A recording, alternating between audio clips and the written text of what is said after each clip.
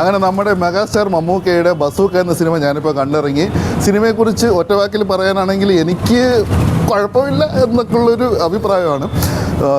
Cinema തുടങ്ങി സിനിമയുടെ first half എന്ന് പറഞ്ഞു കഴിഞ്ഞാൽ കുഴപ്പമില്ലാത്ത രീതിയിൽ ലാഗ് അടിപ്പിച്ചിട്ടുണ്ട്. സത്യമുള്ളതുള്ളതുപോലെ പറയണമല്ലോ, നല്ല രീതിയിൽ ലാഗ് അടിപ്പിച്ചിട്ടുണ്ട്. കാരണം ഇത് നമ്മളിങ്ങനെ സ്പൂൺ ഫീഡ് ചെയ്ത് തരുന്ന പോലെയാണ് ഓരോ കാര്യങ്ങളും ഇങ്ങനെ നമുക്ക് മനസ്സിലായി. നമ്മൾ കുറേ കൂടെ ഒന്ന് ഫാസ്റ്റ് പേസ്ഡായിട്ട് പോയിരുന്നെങ്കിൽ കുറേ കൂടെ നന്നാകുമായിരുന്നു എന്ന് തോന്നി. പിന്നെ പല കാര്യങ്ങളും ഇങ്ങനെ റാൻഡമായിട്ട് ഇങ്ങനെ ഓരോന്നിങ്ങനെ പറഞ്ഞു പോകുമ്പോഴത്തേക്കും നമുക്ക് തന്നെ ഒരു പ്രേക്ഷകൻ എന്ന രീതിയിൽ ഒരു മുഷിപ്പിക്കൽ തോന്നും. കാരണം പിന്നീട് അതിൻ്റെ എല്ലാം കൂടെ ചേർത്ത് ക്ലൈമാക്സിലേക്ക് ഒരുമിച്ച് വരുന്നുണ്ടെങ്കിൽ കൂടെ സെക്കൻഡ് ഹാഫും തുടക്കത്തിൽ കുറച്ചൊക്കെ ഒന്ന് സ്ലോ പേസ്ഡായിട്ട് തന്നെയാണ് പോകുന്നത്. ഇതിൽ ബേസിക്കലി ഇതൊരു എല്ലാവരും ഇതിനോടകം തന്നെ അറിഞ്ഞിരിക്കും, ഇതൊരു ഗെയിമർ മോഡിലുള്ള പോകുന്നൊരു സിനിമയാണെന്നാണ്. അതായത് ഒരു ഗെയിമറിൻ്റെ ഒരു പെർസ്പെക്റ്റീവിൽ പോകുന്നൊരു സിനിമയാണിത്.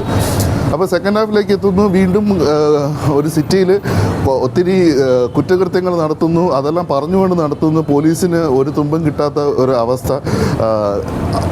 അതിൽ തന്നെ ഒരു ഗെയിമറിൻ്റെ ഒരു പെർസ്പെക്റ്റീവിൽ ഞാൻ ഓൾറെഡി പറഞ്ഞു കഴിഞ്ഞു. ഓരോ ഗെയിമിൻ്റെ ഓരോ ലെവൽ അനുസരിച്ചിട്ടും കുറ്റകൃത്യങ്ങൾ നടക്കുന്നു. അപ്പോൾ ഇതിലേക്ക് വന്നെത്തി എന്താവും എന്നുള്ളൊരു നമ്മളൊരു ക്യൂരിയോസിറ്റി ജനറേറ്റ് ചെയ്ത് കൊണ്ടുപോകുന്നുണ്ട്. അവസാനം എത്തിയിട്ട് ഒരു ക്ലൈമാക്സിൽ എത്തുമ്പോഴത്തേക്കാണ് പെട്ടെന്ന് നമ്മളിങ്ങനെ പതുക്കെ പൊയ്ക്കൊണ്ടിരുന്ന ഒരു വാഹനം പെട്ടെന്ന് ഇങ്ങനെ ഗിയർ ഷിഫ്റ്റ് ചെയ്യുന്നൊരു ഫീലാണ് പിന്നെ കണ്ടത്. ഇൻ്റർനാഷണൽ സിനിമകളെല്ലാം കണ്ട് ശീലിച്ചവർക്ക് ഒരുപക്ഷെ ഇത് അത്ര വലിയ എക്സൈറ്റ് ചെയ്യിപ്പിക്കുമെന്ന് എനിക്ക് തോന്നുന്നില്ല. പക്ഷേ എന്നിരുന്നാലും ഒരു മലയാള സിനിമയെ സംബന്ധിച്ചിട്ട് ഇതൊരു വ്യത്യസ്തമായ രീതിയിലൊരു പ്രമേയം തന്നെയായിരുന്നു ഈ സിനിമ.